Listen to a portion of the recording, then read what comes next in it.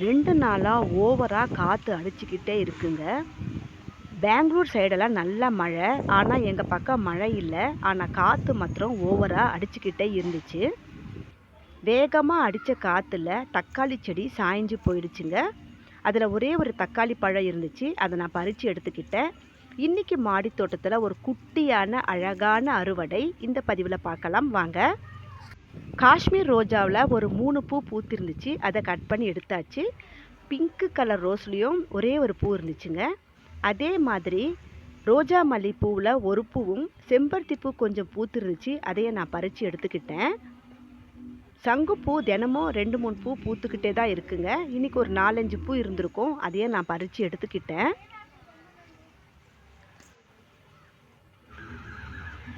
இது காக்கட்டா மல்லி. நிறைய பூக்கள் பூத்துருந்துச்சு. இதுக்கு முன்னே ஷார்ட்ஸில் காக்கட்டா மல்லி செடியை பற்றி போட்டிருக்கேன், போய் பாருங்கள். நிறைய பூக்களும் மொட்டுக்களும் இருந்துச்சு. எந்த அளவுக்கு தெரியுமோ அந்த அளவுக்கு நான் பறித்து எடுத்துக்கிட்டேன். இன்றைக்கி ஒரு அழகான குட்டி அறுவடை தான் பாருங்கள். சங்குப்பூ, காக்கட்டான், செம்பருத்தி, கொஞ்சம் ரோஜா பூக்கள், ஒரே ஒரு தக்காளி பழம். காக்கட்டான் பூவும் கட்டினதுக்கப்புறம் நல்லா இந்த அளவுக்கு வந்துச்சுங்க. இந்த வீடியோ பிடிச்சா லைக் பண்ணிக்கோங்க. தேங்க்யூ.